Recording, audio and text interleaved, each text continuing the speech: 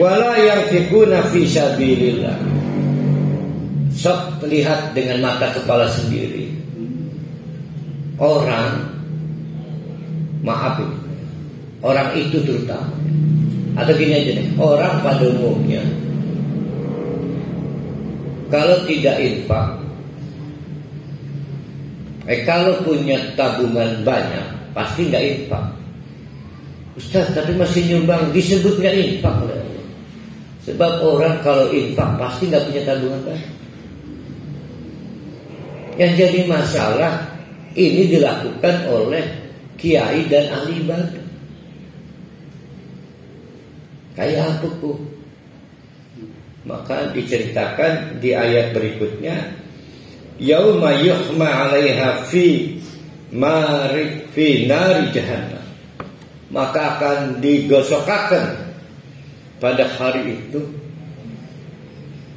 Jadi rupanya tabungan-tabungan mereka kan gak sempat diinfakkan tuh, tertinggal mati di dunia, itu diangkut oleh Allah, dilebur di neraka, kemudian dijadikan alat untuk nyetrika.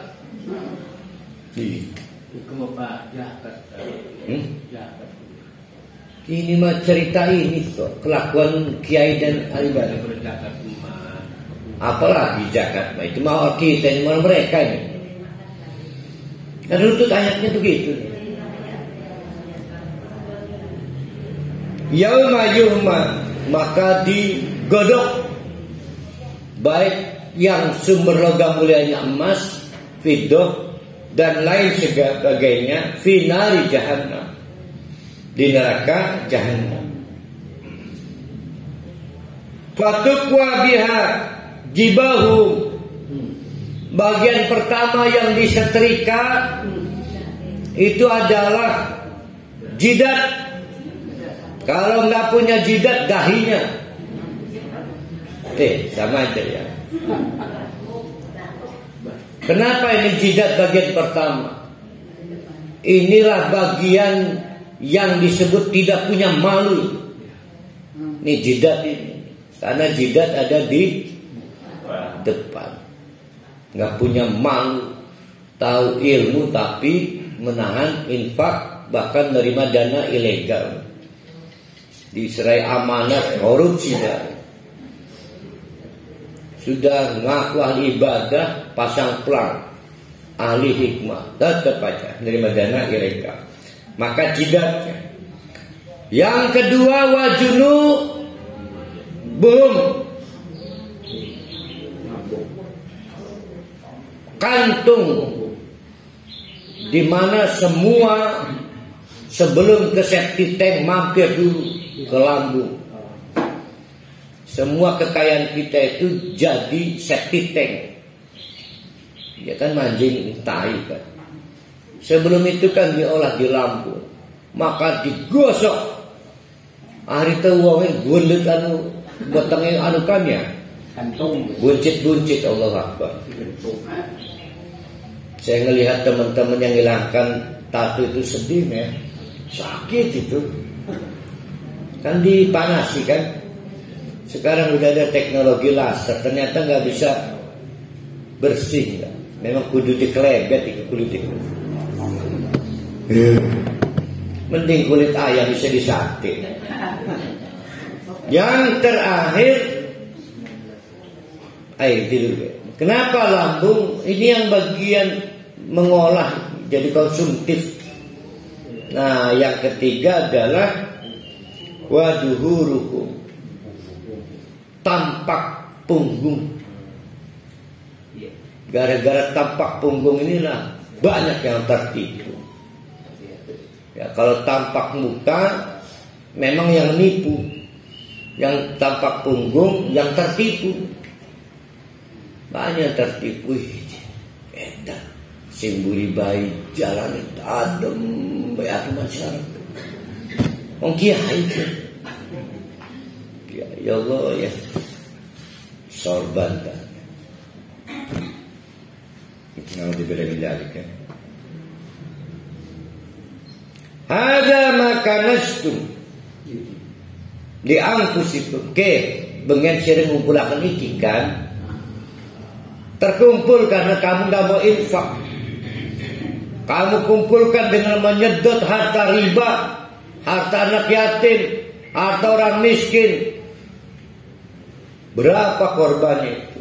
Maka kata Allah, fadzuku ma kuntum taknisun, rasakan, cicipi, baru welcome drink, baru ucapan selamat datang di neraka, bukan siksa neraka. Kan siksa neraka yang lain ya.